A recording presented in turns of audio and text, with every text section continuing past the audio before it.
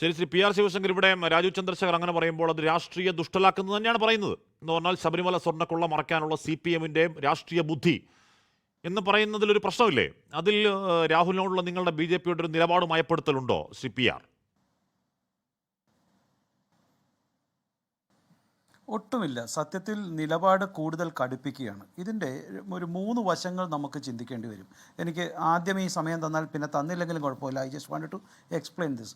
ഒന്ന്, ശ്രീ രാജീവ് ചന്ദ്രശേഖർ പറഞ്ഞതിൻ്റെ പ്രധാന കാര്യം, ഇത്തരത്തിലുള്ള ഒരു ഒഫൻസ്, ബെയിൽ കിട്ടാൻ സാധ്യതയില്ലാത്ത ഒരു ഒഫൻസ്, അത് ഒരു പബ്ലിക് ഒപ്പീനിയനായിട്ട് വന്നാൽ, പുറത്തു വന്നാൽ, അത് അവിടുത്തെ ഒരു SHOന്, അവിടുത്തെ ഒരു പോലീസ് സ്റ്റേഷനിലൊരു ഓഫീസർക്ക് ഈസി ആയിട്ട് കേസെടുക്കാം. അത് CRPC 154 പ്രകാരവും അതുപോലെ തന്നെ പുതിയ BNS 175 പ്രകാരവും ഇത്തരത്തിൽ ബെയിൽ കിട്ടാൻ സാധ്യതയുള്ള ഒരു ക്രിമിനൽ ഒഫൻസ് വന്നു കഴിഞ്ഞാൽ പരിശോധനയ്ക്കായി അടക്കം FIR അടക്കം ഇടാമെന്നുള്ള കാര്യത്തിൽ ഒരു സംശയവുമില്ല. അതിന് വിക്ടിമിൻ്റെ പരാതി പോലും വേണ്ട. കാരണം ഇത് പബ്ലിക് ഒപ്പീനിയനായിട്ട് വന്നു കഴിഞ്ഞു. അതുകൊണ്ട് ഏറ്റവും 3.5 മാസങ്ങൾക്ക് മുൻപ് ഇതൊരു പബ്ലിക് ഒപ്പീനിയനായിട്ട് വന്നു കഴിഞ്ഞാൽ ഒരു SHOന് FIR ഇട്ട് കേസെടുക്കാവുന്ന ഒരു സാധ്യതയുള്ള ഒരു കേസ് എന്തിനാണ് CM-ൻ്റെ മുന്നിലേക്ക് എത്തിക്കുവാനായിട്ട് ഇത്രയേറെ നീട്ടിവെച്ചത്? ഇദ്ദേഹത്തിന് ഇപ്പോൾ രക്ഷപ്പെടുവാനായിട്ട് ഈ സമയം കൊടുത്തത്. ഇപ്പോൾ കേൾക്കുന്നത് മൊബൈൽ ഫോൺ സ്വിച്ച് ഓഫ് ചെയ്തതുകൊണ്ടാണ് അദ്ദേഹത്തെ അറസ്റ്റ് ചെയ്യാത്തത്. ഇനിയിപ്പോൾ അദ്ദേഹം മൊബൈൽ ഫോൺ ഓണാക്കിയില്ലെങ്കിൽ അറസ്റ്റും ചെയ്യില്ല എന്നാണോ? അല്ലെങ്കിൽ മൊബൈൽ ഫോൺ ഇല്ലാത്ത ആരെങ്കിലും ബലാത്സംഗം ചെയ്താൽ കേസ് എടുക്കില്ല, അയാളെ ഒരിക്കലും അറസ്റ്റ് ചെയ്യില്ല എന്നാണോ? ഇത്തരത്തിലുള്ള തൊടുന്യായം പറഞ്ഞുകൊണ്ട് യഥാർത്ഥത്തിൽ CRPC-യിലും BNS-ലുമുള്ള നിയമങ്ങളെ ഒഴിവാക്കിക്കൊണ്ട് MLA-യെ രക്ഷപ്പെടുത്തുവാനായിട്ടാണ് CPM സർക്കാർ ശ്രമിച്ചത് എന്നത് ഒരു സംശയവുമില്ലാതെ തെളിയുന്ന കാര്യമാണ്. അന്ന് തന്നെ കേസെടുക്കാമായിരുന്നു. പിന്നെ ഒരു കാര്യം കൂടി, ദ ഡിലേഡ് ഇൻ FIR, ഇത്തരത്തിൽ പബ്ലിക് ഒപ്പീനിയനായിട്ട് വന്നിട്ട് 3.5 മാസം കഴിഞ്ഞിട്ടാണ് FIR വന്നത്. ഇതെല്ലാം മറ്റു ചില കാരണങ്ങളാണെന്ന് ഒരുപക്ഷെ പ്രോപ്പറായിട്ട് കോടതിയിൽ വായിച്ചാൽ അതും രക്ഷപ്പെടാനുള്ള സാധ്യമാണ്. രക്ഷപ്പെടാൻ വെച്ചാൽ കേസിൽ നിന്നല്ല, ഒരുപക്ഷെ മുൻകൂർ ജാമ്യം കിട്ടാനുള്ള സാധ്യതയുണ്ട്. ഇതെല്ലാം അറിഞ്ഞുകൊണ്ട് CPM ഇത് മനഃപൂർവ്വം ശ്രമിച്ചതാണോ, CPM-ഉം കോൺഗ്രസും തമ്മിലുള്ള ഒത്തുകളിയാണോ എന്ന് ഒരു രാഷ്ട്രീയം അറിയാവുന്ന, ഒരു മിനിമം നിയമം അറിയാവുന്ന ഒരാൾ വാദിച്ചാൽ അത് ഒരു സംശയവുമില്ല, ജനങ്ങൾക്ക് സംശയമുണ്ട്, അല്ലെങ്കിൽ അതാണ് ശരി എന്നുള്ളത്. അല്ലെങ്കിൽ 164 പ്രകാരം എന്തുകൊണ്ടാണ് മജിസ്ട്രേറ്റിൻ്റെ അടുത്ത് ഇതുവരെ മൊഴി കൊടുക്കാത്തത്? ഇത്രയും ദിവസം കഴിഞ്ഞല്ലോ. ഇത് CM-ൻ്റെ അടുത്താണ് പോകേണ്ടത്. പോലീസിൻ്റെ അടുത്ത് കിട്ടിക്കഴിഞ്ഞാൽ 164 എടുപ്പിക്കായിരുന്നല്ലോ. അതുപോലും ഇതുവരെ ചെയ്തിട്ടില്ല. ഒന്ന്. രണ്ട്, ഇതിൽ അല്ല, ഇന്നത്തെ കാര്യം എനിക്ക് അറിഞ്ഞൂടെ. ഏതായാലും മറ്റൊരു കാര്യം നമ്മൾ മനസ്സിലാക്കേണ്ടത്, ഇത് ഇപ്പം ഇരു കൂട്ടരുടെയും കാര്യം നമ്മൾ മനസ്സിലാക്കി കഴിഞ്ഞു. അപ്പോൾ ഇത് എൻ്റെ വീട്ടിൽ അല്ലെങ്കിൽ എൻ്റെ കുടുംബത്തിൽ അല്ലെങ്കിൽ ഞങ്ങളുടെ പാർട്ടിയിൽ ഒരു പ്രശ്നം നടന്നാൽ അതിനെ എങ്ങനെ നേരിടുന്നു എന്നുള്ളത് ആ രാഷ്ട്രീയ പാർട്ടിയുടെ അല്ലെങ്കിൽ അത് നയിക്കുന്ന ആളുകളുടെ ഒരു മൊറയിൽ അല്ലെങ്കിൽ ഒരു മാന്യതയും അനുസരിച്ചിരിക്കും. അതാണ്. അല്ലാണ്ട് തൊട്ടപ്പുറത്തൊരു പ്രശ്നം നടന്നു അല്ലെങ്കിൽ അപ്പുറത്തെ ആൾ ഇങ്ങനെയാണല്ലോ അല്ലെങ്കിൽ മറ്റ് രാഷ്ട്രീയ പാർട്ടിയിൽ ഇങ്ങനെയാണല്ലോ, അതുകൊണ്ട് ഞങ്ങളുടെ പാർട്ടിയിൽ ഞങ്ങൾ എന്ത് ചെയ്യും എന്നതാണോ? അങ്ങനെയാണെങ്കിൽ അഫ്ഗാനിലും അതുപോലെ തന്നെ പാകിസ്ഥാനിലും നടക്കുന്ന അക്രമങ്ങളൊക്കെ ചെയ്തിട്ട് ഇവരും ചെയ്യുന്നതാണോ പറയണത്? അപ്പോൾ ഇത്തരത്തിലുള്ള ന്യായം ഞാൻ പ്രത്യേകിച്ച് രാജു പി നായരെ പോലെ ഒരു വളരെ മാന്യനായ ഒരു ഡിബേറ്റർ അടുത്ത് നിന്നെങ്കിലും ഞാൻ പ്രതീക്ഷിച്ചില്ല. അദ്ദേഹം കുറച്ചുകൂടി മാന്യത ഇത്തരം രാഷ്ട്രീയ പ്രസ്ഥാനത്തിൽ കഴിയുമെന്ന് വിശ്വസിക്കുന്നു. എനിക്ക് അതിനേക്കാൾ ഭയമുള്ളത് ആഷ്മി, ഇന്ന് ഈ രാഷ്ട്രീയ പാർട്ടിയുടെ പോക്കാണ്. നോക്കൂ, ഇത് ഒരു വ്യക്തി ചെയ്ത കുറ്റം, ആ വ്യക്തിക്കെതിരെ നിയമ നടപടി എടുത്തു എന്നൊക്കെ ഒരു സാധാരണ കോൺഗ്രസ് മനസ്സുള്ള ഒരാൾ വിചാരിച്ചാലും എത്ര ഹീനമായിട്ടാണ് ആ രാഷ്ട്രീയ പാർട്ടിയിലെ ഒരുപാട് നേതാക്കളും അതിലെ അണികളും ഇത്തരത്തിലുള്ള തെറ്റായ പ്രവൃത്തി ചെയ്തവരെ ചൂണ്ടിക്കാണിച്ചപ്പോൾ സോഷ്യൽ മീഡിയയിൽ ഡീല് ചെയ്തത്.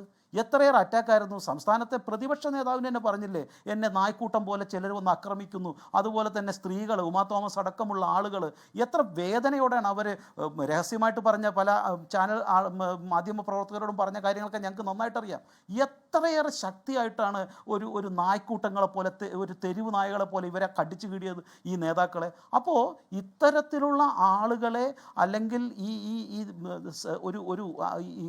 രാഷ്ട്രീയമായി ഏറ്റവും വലിയ ദുർമേധസ്സായി മാറിയിട്ടുള്ള ഇത്തരം ക്രിമിനലുകളെ സംരക്ഷിക്കുന്ന ഒരു വലിയ വിഭാഗം കൂടി പാർട്ടിയിൽ ഉണ്ടായിരിക്കുന്നു, അല്ലെങ്കിൽ അവരുടെ നിയന്ത്രണത്തിലായിരിക്കും. അതുകൊണ്ടല്ലേ ഇപ്പോൾ ആഷ്മി പറഞ്ഞത്, സംസ്ഥാനത്തിൻ്റെ ഇവിടുത്തെ KPCC-യുടെ മാധ്യമം അതുപോലും എഡിറ്റോറിയൽ ഹാക്ക് ചെയ്തു, അല്ലെങ്കിൽ അവരുടെ നിയന്ത്രണത്തിലാണ്.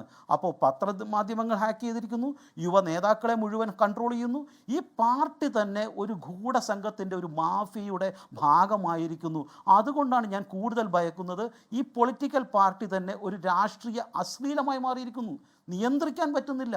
അത്രയേറെ ക്രിമിനൽസാണ് ഇതിൽ രാഷ്ട്രീയമായി അടിത്തട്ടിലുള്ളത്. അതുകൊണ്ടാണ് രാജീവ് പി നായർക്കൊക്കെ ഭയം. പറഞ്ഞു കഴിഞ്ഞാൽ ഇവർ ഈ പറയുന്ന ചെന്നായി കൂട്ടം പോലെ ആക്രമിക്കപ്പെടുകയാണ്. അത് എതിർ സ്ഥാനാർത്ഥി, എതിർ പാർട്ടികളെ മാത്രമല്ല, ഞങ്ങളെ BJP CPM മാത്രമല്ല, ഈ കോൺഗ്രസ്സിലെ ആളുകൾ ഇത്രയേറെ അക്രമാസക്തരായി പറയുന്ന അഭിപ്രായങ്ങളെ കടിച്ചു കീറാൻ വരുന്നത് ഞാൻ ആദ്യമായിട്ടാണ് കാണുന്നത്. അതുകൊണ്ട് ഇത് രാഷ്ട്രീയമായി വളരെയേറെ സൂക്ഷിക്കണം. മൂന്നാമത്തെ കാര്യം, ഇപ്പോൾ നോക്കൂ, ആ പെൺകുട്ടിയുടെ ഫോട്ടോ അത് സന്ദീപ് വാര്യർ മാത്രമല്ല, കോൺഗ്രസിൻ്റെ പല നേതാക്കളും വനിതാ നേതാക്കളൊക്കെ ഷെയർ ചെയ്തിരിക്കുന്നതിൽ എനിക്ക് വലിയ വിഷമമുണ്ട്. അങ്ങനെയാണെങ്കിൽ അവർക്കെതിരെ ആക്ഷൻ എടുക്കണ്ടേ?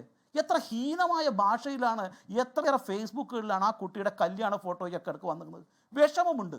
നമ്മളുടെയൊക്കെ വീട്ടിലാണെങ്കിലോ, നമ്മളുടെ പെങ്ങന്മാരാണെങ്കിലോ, രാജു ഇത് അംഗീകരിച്ചു കൊടുക്കരുത്. ഇത്രയേറെ മോശമായി ഒരു പെൺകുട്ടിയെ എടുത്തിട്ട് ഈ മാധ്യമ ചർച്ചയ്ക്കും സോഷ്യൽ ഒരു മീഡിയയിലും എടുത്തിട്ട് നിങ്ങളുടെ വനിത ഫേക്കാണോ എന്ന് എനിക്ക് അറിഞ്ഞില്ല. പക്ഷേ ഞാൻ നോക്കിയപ്പോൾ അവരൊക്കെ സ്വന്തം മുഖം കാണിച്ചുകൊണ്ട് വന്നിട്ടുണ്ട് ഫേസ്ബുക്കിലൊക്കെ.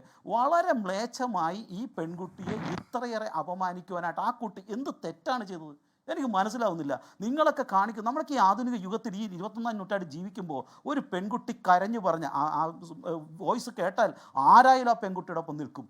അത്തരത്തിലുള്ള ഒരു പെൺകുട്ടിയെ ഇങ്ങനെ സോഷ്യൽ മീഡിയയിൽ ഇട്ടുകൊണ്ട് ആ പെൺകുട്ടിയുടെ കുടുംബം, ആ പെൺകുട്ടിയുടെ ഭർത്താവ്, ആ പെൺകുട്ടിയുടെ ഫാമിലി ഇതെല്ലാം നിങ്ങൾ അരിച്ചു പറക്കി നിങ്ങളുടെ സോഷ്യൽ മീഡിയ ഗ്യാങ് അല്ലെങ്കിൽ അവിടുത്തെ മാഫിയ കൂട്ടം അരിച്ചു പറക്കി നിങ്ങൾ ചെയ്യുമ്പോൾ നിങ്ങൾക്ക് കിട്ടുന്ന സന്തോഷമാണെങ്കിൽ അല്ലെങ്കിൽ അതിനെ എതിർക്കാൻ ധൈര്യമില്ലെങ്കിൽ അതാണ് തുറന്നു പറയേണ്ടത്. ഒരു സംശയവുമില്ല, കേരളത്തിലെ സമൂഹം അതിനെ മറ്റുള്ള നിയമവശങ്ങളൊക്കെ വിട്ടേക്കൂ, ഒരു സംശയവുമില്ല, ഈ കോൺഗ്രസ് എന്നുള്ള രാഷ്ട്രീയ അശ്ലീലത്തിനെതിരെ നിങ്ങൾ ശക്തമായ നടപടിയെടുത്തില്ലെങ്കിൽ സാധാരണ ജനക്കൂട്ടം തീർച്ചയായും നിങ്ങൾക്കെതിരാവും. ഇത്തരത്തിൽ ഇവരെ ചുമന്നു കഴിഞ്ഞാൽ ഒരു സംശയവുമില്ല, ഡിബേറ്റിൽ വരുന്ന നിങ്ങൾ പോലും നാണം കെടും. അതിന് ഈ പറയുന്ന ഈ വാട്ടബോട്ടിസം എന്നൊക്കെ പറഞ്ഞിട്ട് നിങ്ങൾ കോൺഗ്രസിനെ CPM എത്രയേറെ അപമാനിക്കാൻ ശ്രമിച്ചാലും അതിലപ്പുറം ഇതിലൊരു രാഷ്ട്രീയ മാന്യതയുടെ പ്രശ്നമുണ്ട്. ഇതിന് ഈ ഒരു നായ്ക്കൂട്ടത്തിനെതിരെ, ചെന്നായ്ക്കൂട്ടത്തിനെ ഇങ്ങനെ അഴിച്ചു വിട്ടുകൊണ്ട് ഈ ഇരയെ ആക്രമിക്കാൻ ശ്രമിക്കരുത്. ഇത് ജനങ്ങൾക്ക് ഇഷ്ടമല്ല, ഇത് രാഷ്ട്രീയത്തിന് നല്ലതല്ല, ഇത് കേരളത്തിന് നല്ലതല്ല, ഇത് താങ്കൾക്ക് പോലും നല്ലതല്ല എന്ന് പറയാൻ ഞാൻ ആഗ്രഹിക്കുന്നു. ലോകത്തെവിടെയായാലും ഏത് സമയത്തും 24 വാർത്തകളും ഓഗ്മെന്റഡ് റിയാലിറ്റി പാക്കേജുകളും എക്സ്പ്ലെയിനറുകളും വിശദമായി കാണാൻ ഞങ്ങളുടെ YouTube ചാനൽ നിങ്ങൾക്ക് സബ്സ്ക്രൈബ് ചെയ്യാം.